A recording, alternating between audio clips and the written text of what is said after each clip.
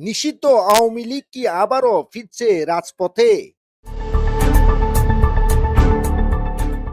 গত কয়েকদিন ধরে রাজধানীতে আচমকা ঝটিকা মিছিল, সরগরম রাজনৈতিক অঙ্গন।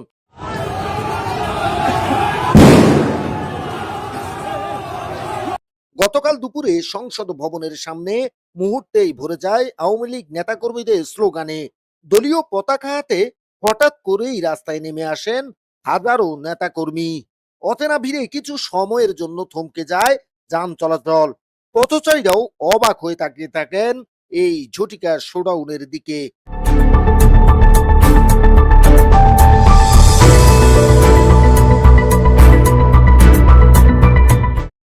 রাজনৈতিক বিশ্লেষকদের মতে এই মিছিল আগামী দিনের রাজনীতিতে বড় ধরনের ইঙ্গিত বহন করছে।